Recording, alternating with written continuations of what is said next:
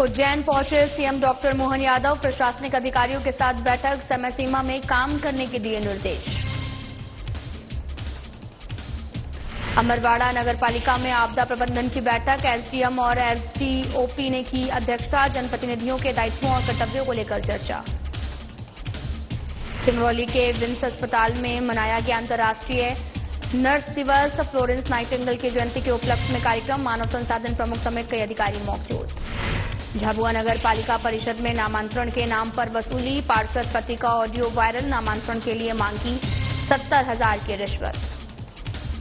नरसिंहपुर में संगीतमय शिव महापुराण कथा का आयोजन, 13 मई से 19 मई तक हो रहा आयोजन, पहले दिन निकाली गई भव्य कलश यात्रा।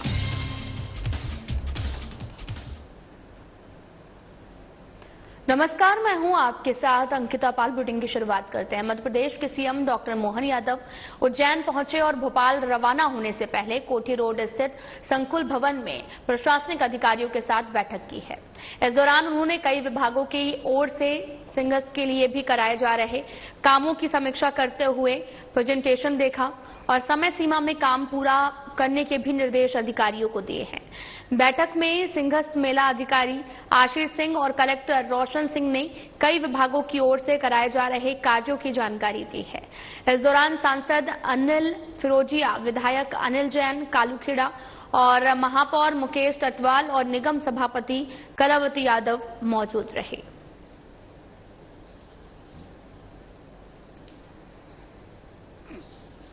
को लेकर के भविष्य में 2028 में कुंभ मेला आया, ऐसे में हमारे पास ये मई 2025 चल रहा है और 2028 तक ये काम कंप्लीट करना है। इसलिए विभिन्न विभागों की अलग अलग मंजूरियां मध्य प्रदेश सरकार के माध्यम से बड़े पैमाने पर दी गई है और मैं मान के चलता हूं उज्जैन और इंदौर संभाग में सभी, खास करके ओंकारेश्वर, महेश्वर, हमारे पशुपतिनाथ की नगरी मंदसौर, नलखेड़ा, शाजापुर जिले, आगर जिला, सभी जिलों के कामों को लेकर के समेकित रूप से ये पूरा इलाका एक तरह से भोपाल से लगा करके पूरा मालवा, ये सिंहस्थ का एक पूरा कार्यक्षेत्र मानते हुए, और सिंहस्थ केवल मध्य प्रदेश का नहीं है, पूरे विश्व की शान है।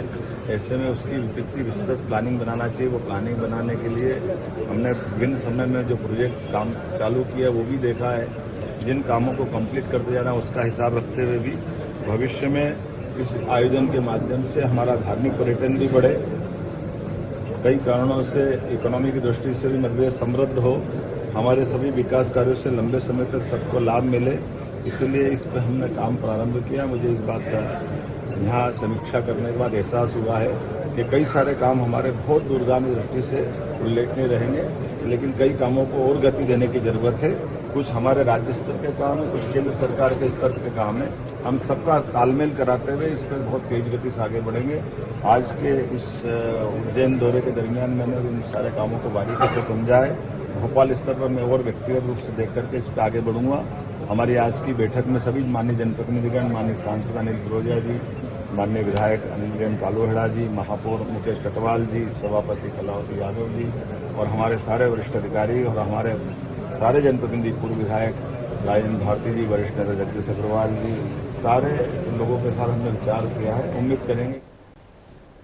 अमरवाड़ा एसडीएम हेमकरण धुर्वे और एसडीओपी राजेंद्र मिश्रा ने आपदा प्रबंधन को लेकर बैठक ली है। भारत और पाकिस्तान के बीच में तनाव को देखते हुए जनप्रतिनिधियों के दायित्व और कर्तव्यों के बारे में चर्चा की गई है। उन्होंने बताया कि अमरवाड़ा नगर में सभी पार्षदों को वार्ड में किसी भी संदिग्ध व्यक्ति दिखाई दे तो उनके आधार कार्ड चेक करके उनके बारे में जानकारी जुटाएं। संदिग्ध हालत में पुलिस को तुरंत सूचना दें। इमरजेंसी में यदि सायरन बजता है तो अपने अपने वार्ड के लोगों को सतर्क करें और ब्लैकआउट होने पर घरों की मुख्य मार्गों की जो लाइटें हैं वो तत्काल बंद कर दें। घरों में मोमबत्ती, टॉर्च की व्यवस्था भी करें। मुख्य नगर पालिका अधिकारी को फायर वाहन और जेसीबी और कर्मचारियों को मुस्तैद रखने को कहा गया है।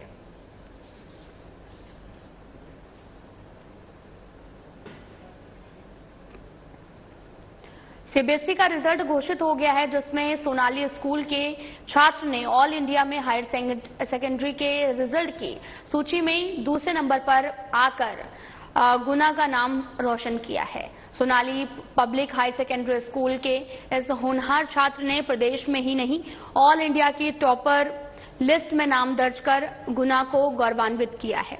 पहली बार गुना में इस तरह का परिणाम लाने वाले छात्र लव कौशिक को इस उपलब्धि के लिए Sonali public high secondary school के डायरेक्टर नवनीत लांबा और स्कूल स्टाफ ने बधाई देकर उसके उज्जवल भविष्य की कामना की है।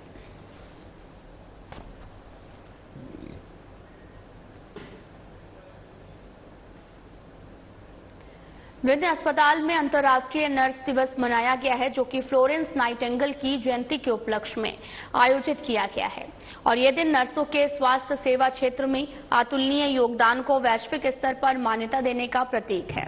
इस अवसर पर विंध्य अस्पताल की समर्पित और संवेदनशील नर्सिंग स्टाफ के प्रति गहरी कृतज्ञता और सम्मान व्यक्त किया गया है।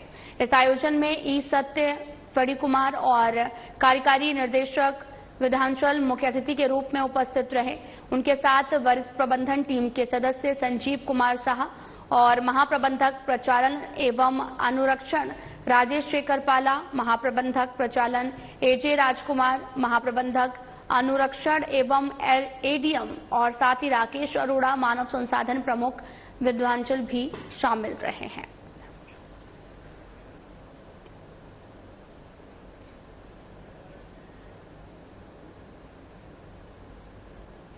झाबुआ नगर पालिका परिषद में एक और बड़ा कारनामा हुआ है। झाबुआ में आपको बताते चलें कि यहां से 90 किलोमीटर दूर धार में रहने वाली एक विधवा महिला अपने 2 बच्चों के साथ में पिछले 6 महीने से लगातार नगर पालिका के चक्कर लगा रही थी, जिसे कर्मचारियों के द्वारा परेशान भी किया जा रहा था, जिससे तंग आकर उसने 29 मई को जन सुनवाई में शिकायत की और शिकायत के 15 दिन बाद भी नामांतरण का आदेश महिला को प्राप्त नहीं हुआ।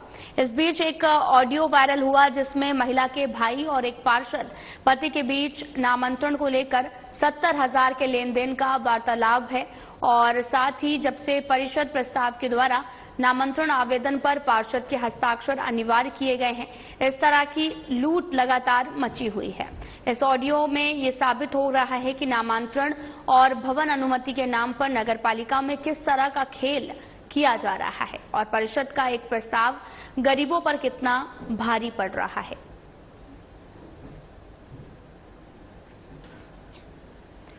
आपको बताते चलें कि पूरा मामला झाबुआ से सामने आया, जहां पर नामांतरण के नाम पर वसूली की जा रही है। नामांतरण के लिए 70,000 की रिश्वत भी मांगी जा रही है। दरअसल आपको बताते चलें कि झाबुआ नगर पालिका परिषद में एक और बड़ा कारनामा हुआ है। झाबुआ से 90 किलोमीटर दूर धार में रहने वाली एक विधवा महिला अपने 2 बच्चों के साथ में पिछले 6 महीने से लगातार नगर पालिका के चक्कर लगा रही है, जिसे कर्मचारियों द्वारा परेशान किया जा रहा है, जिससे तंग आकर उसने 29 मई को जन सुनवाई में शिकायत की है। शिकायत के 15 दिन बाद भी नामांतरण का आदेश महिला को प्राप्त नहीं हुआ। इस बीच एक ऑडियो वायरल हुआ जिसमें महिला के भाई और एक पार्षद पति के बीच में नामांतरण को लेकर 70,000 से भी लेन देन का वार्तालाप चला।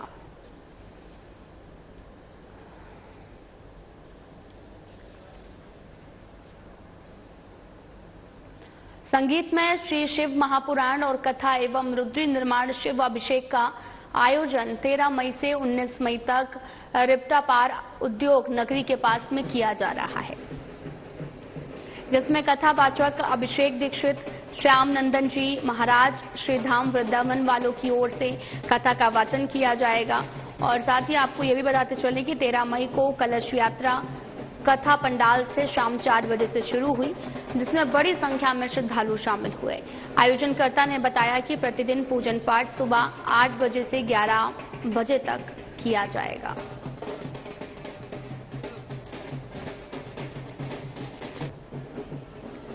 आज शिव महापुराण का कथा का आयोजन किया जा रहा है, जिसमें कि वृंदावन निवासी अभिषेक दीक्षित श्यामनंदन जी महाराज द्वारा यह कार्यक्रम संपन्न किया जा रहा है। वहाँ पर सभी लोगों के जन सहयोग से यह कार्यक्रम को आयोजित किया जा रहा है। यह कार्यक्रम जो है 13 तारीख दिन मंगलवार से 19 हो रहा है।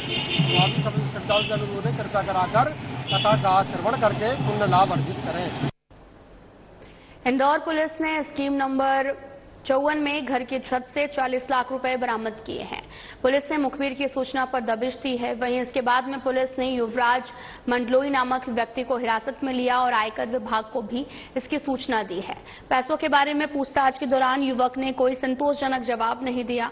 वहीं युवराज मंडलोई खुद को कंस्ट्रक्शन व्यापारी बता रहा है, लेकिन पुलिस को अवैध कारोबार की आशंका है।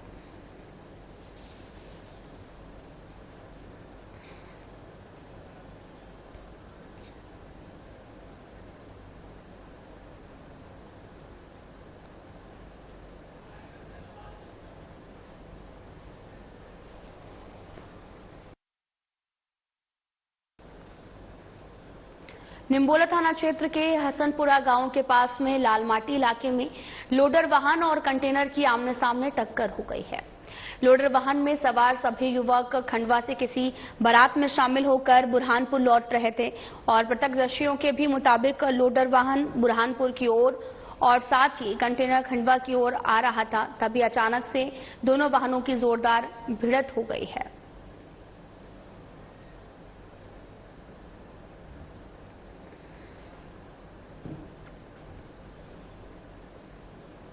अमरवाड़ा में राष्ट्रीय हिंदू सेना के पदाधिकारियों को सूचना मिली थी कि सुखारी में असामाजिक तत्वों की ओर से गौ माता की हत्या कर उसे काटा जा रहा है। सूचना मिलने पर मौके पर कार्यकर्ता पदाधिकारी पहुंचे। वहीं पुलिस को भी सूचना देकर घटनास्थल पर बुलाया गया है। मौके पर पहुंचकर राष्ट्रीय हिंदू सेना के पदाधिकारियों की ओर से असामाजिक तत्वों पर गोवंश हत्यारों के खिलाफ जल्द से जल्द कार्रवाई करने की अपील की गई है। साथ ही गौ माता का अंतिम संस्कार हिंदू रीति रिवाज से किया गया, जिसमें मौजूद राष्ट्रीय हिंदू सेना ब्लॉक अध्यक्ष राजवीर नाथ, गौरक्षा प्रमुख नितिन कलार और रितु पटेल, सैकड़ों कार्यकर्ता पदाधिकारी और ग्रामीणों का सहयोग रहा है।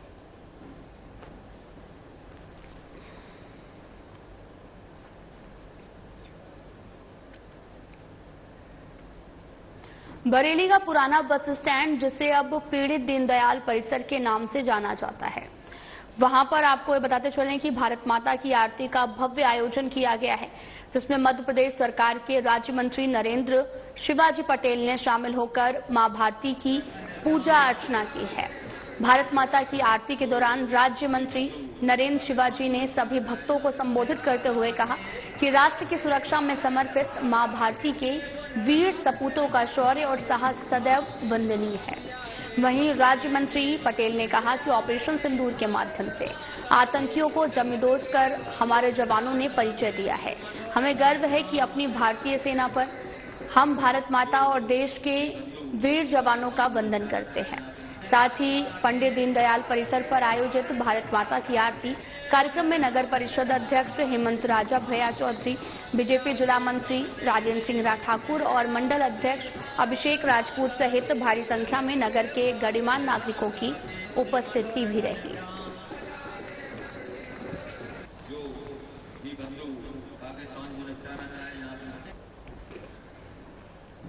महाराष्ट्र शासन की ओर से महलगाम जैसे स्थानों पर रेत घाटों की स्वीकृति दी गई है, लेकिन वहां के ठेकेदारों की ओर से निर्धारित खसरा नंबरों से रेत निकालने की बजाय सीमावर्ती ग्राम सावरी मध्य प्रदेश के क्षेत्र में घुसपैठ कर मनमाने ढंग से रेत निकाली जा रही है। इस अवैध गतिविधि से न केवल राज्य शासन को भारी राजस्व क्षति हो रही है, बल्कि नदी के जलमार्ग को भी अवरुद्ध किया जा रहा है। ठेकेदारों की ओर से बिना नक्शे और सीमांकन के मध्य प्रदेश सीमा में पिलर चिन्ह आदि स्थापित किए बिना ही खनन कार्य किया जा रहा है। ये कार्य स्पष्ट रूप से खनिज नियमों और सीमावर्तीय क्षेत्रीय समझौते का उल्लंघन है, एक आपराधिक कृत्य की श्रेणी में आता है। ग्रामीणों की मांग है कि संबंधित अधिकारी मौके पर निरीक्षण कर उचित कानूनी कार्रवाई करें, ताकि भविष्य में ऐसी अवैध गतिविधियों पर रोक लगाई जा सके और मध्य प्रदेश के राजस्व की रक्षा की जा सके।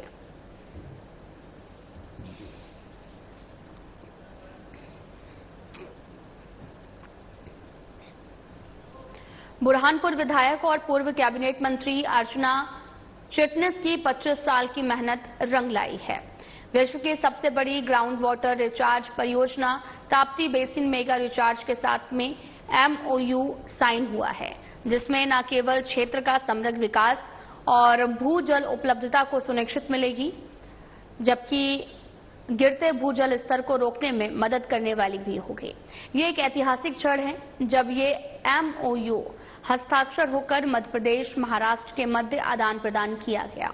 इस MOU के हस्ताक्षर के दौरान योजना की सूत्रधार अर्चना चिटनिस भी उपस्थित रही।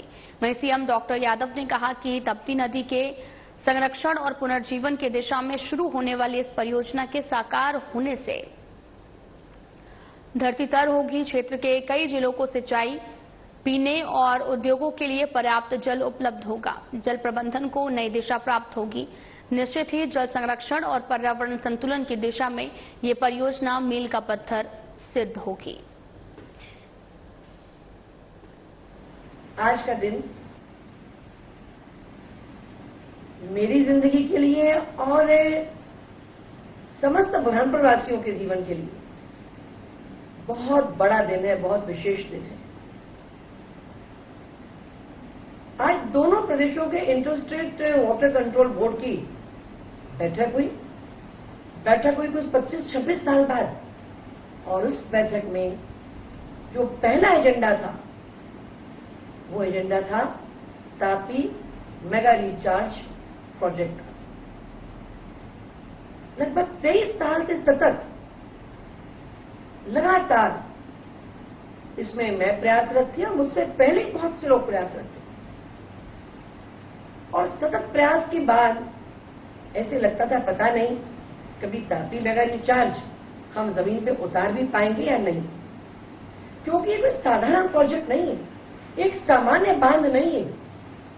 ये सरफेस वाटर पर जैसे काम हम अंग्रेजों के समय से कर रहे हैं, ये वैसा प्रोजेक्ट नहीं है।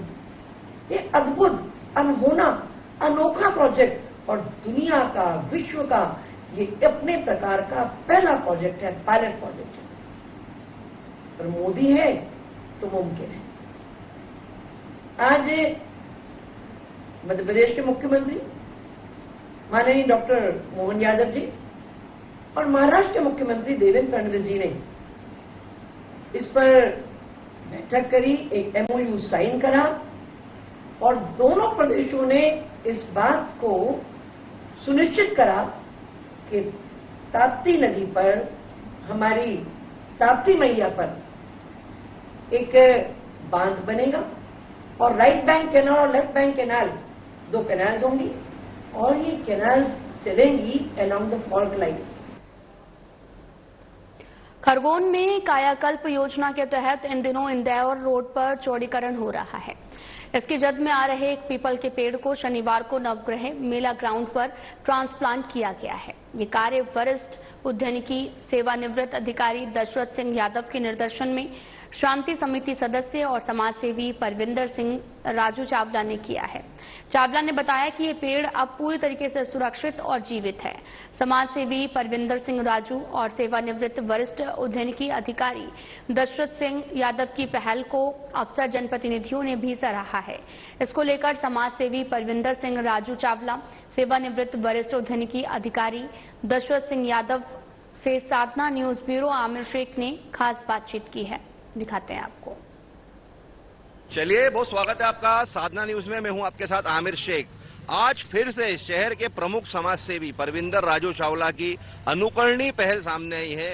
यहां आपको बता दूं, मैं यहां पर खरगोन में, यहां मेन रोड पर एक जो पीपल का वृक्ष, एक वृद्ध वृक्ष जो था, उसको यहां स्थानांतरित करने का काम किया जा रहा है। आइए हम राजू चावला जी से बात करते हैं। राजू चावला जी, ये वृद्ध वृक्ष पीपल का जो पेड़ है, इसको पुनः आज स्थानांतरित करने का काम आपके द्वारा किया जा रहा है। इसके पीछे क्या मकसद है? पीपल का यह वृक्ष अनेक लोगों का आस्थाओं का केंद्र बिंदु रहा है। अनेक नागरिकों ने यहाँ पे पूजा अर्चना एक समय होती रही है, और उसी के तहत आज जब ये रोड चौड़ीकरण के अंतर्गत ये वृक्ष की कटाई हो रही है, इनको हटाया जा रहा है, तब हमने यादव जी के माध्यम से एक बीड़ा उठाया।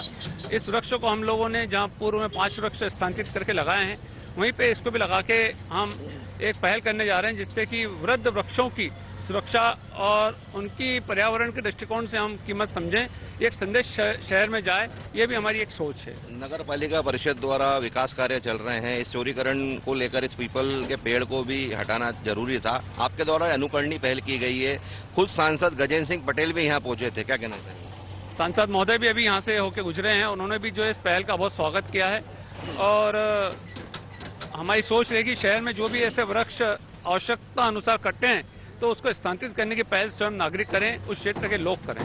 पूर्व में भी चौड़ीकरण के दौरान आपके द्वारा 5 वृद्ध वृक्षों को स्थानांतरित कर यहाँ मेला ग्राउंड पर लगाया गया है, क्या कहना चाहेंगे? यह सब परमात्मा की देन रही कि जो वृक्ष कट रहे थे उसे देख के हमारे शहर के अनेक नागरिक दुखी थे। उनकी दुख की पीड़ा को हमने समझा, स्वयं मेरी पीड़ा को मैंने समझा और कलेक्टर भव्या मित्तल जी के माध्यम से अनुमति लेकर के हमने उन वृक्षों को स्थानांतरित किया। और मुझे यह बताते हुए हर्ष है कि आज लगभग 1 माह हो चुका है। यादव जी के माध्यम से जो जानकारी हमें मिली वो वृक्ष पूरी तरह जीवित हैं और जल्द ही उसमें हरी पत्तियों का लहलहाना हम सब देखेंगे। चलिए, बहुत शुक्रिया परविंदर राजू चावला जी आपका।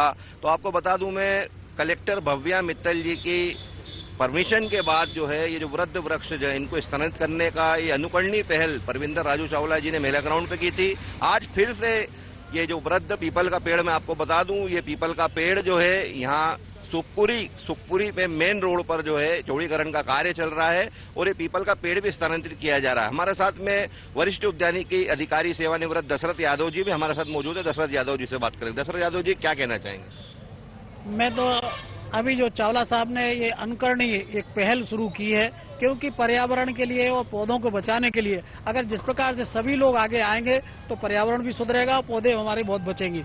और ऐसे बहुत से पौधों को हम जो है कि क्योंकि जमीन पर तो सारे विकास कार्य होना है और विकास कार्य होना है तो पौधों को बलिदान होना है, तो बलिदान से अपन बचाते हैं। जो बलिदान शब्द को ही बदल सकते हैं अपन, और आज उनको बलिदान नहीं कहते हुए आप उनका पूरा पुनर्जीवन करके अनुकरणीय पहल करके हम पुनर्जीवन पौधों को दे सकते हैं और जिससे कि सभी के प्रति पौधों के प्रति एक आस्था और जो है कि एक चिंता बन जाए कि नहीं, पौधों को बचाना जरूरी है।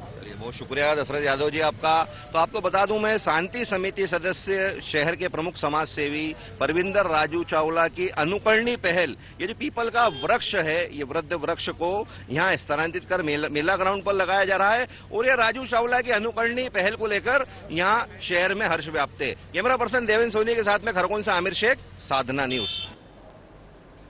प्रधान जिला न्यायाधीश विधि सक्सेना के निर्देश पर साल की दूसरी लोक अदालत का आयोजन झाबुआ धांधला पेटलावद में किया गया है और इस लोक अदालत के लिए कुल 13 खंडपीठों का गठन भी किया गया था, जिसमें 163 प्रकरणों में 160 का निराकरण हुआ है, जिसमें कुल 541 व्यक्तियों को लगभग 1.25 करोड़ रुपए की अवार्ड राशि भी पारित हुई है। साथ ही आपको यह भी बताते चलें कि प्रोलिटिगेशंस में कुल 203 में से 143 प्रकरणों का निराकरण में 243 व्यक्तियों को लगभग 25 लाख की अवार्ड राशि पारित हुई है। इस प्रकार कुल 303 प्रकरणों का निराकरण हुआ है। लोक अदालत के माध्यम से कई पक्षकारों के मध्य समझौता भी हुआ। लोक अदालत में अधिवक्ता, लोक अदालत के खंडपीठ के सदस्य, जिला विधिक सेवा प्राधिकरण के कर्मचारी और न्यायालयीन कर्मचारियों का सराहनीय सहयोग भी रहा है।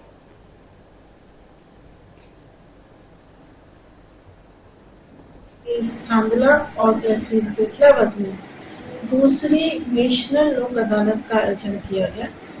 इस नेशनल लोक अदालत में जिला विधिक सेवा प्राधिकरण की ओर से लगभग 8 खंडपीठ जिला मुख्यालय पर, 3 खंडपीठ पेटलावद तहसील में और 2 खंडपीठ धांधला तहसील में, कुल मिलाकर 13 खंडपीठों का गठन किया गया। उपरोक्त खंडपीठों के समक्ष न्यायालयों में लंबित राजीनामा योग्य कुल 1233 प्रकरणों को चयनित कर रखा गया। इसके अतिरिक्त सभी विभागों द्वारा अर्थात नगरपालिका, बीएसएनएल, बैंक, सभी बैंक, एमपीबी और अन्य संस्थाओं ने भी अपने प्री लिटिगेशन प्रकरणों को निर्धारित प्रक्रिया अनुसार जिला विधिक सेवा प्राधिकरण झाबुआ के समक्ष रजिस्टर कराया और 6386 प्रकरणों को चिन्हित कर विचारार्थ रखा गया। इस प्रकार कुल 7619 प्रकरणों को निराकरण हेतु उपरोक्त खंडपीठों के समक्ष रखा गया। फिलहाल बुलेटिन में इतना ही। नमस्कार।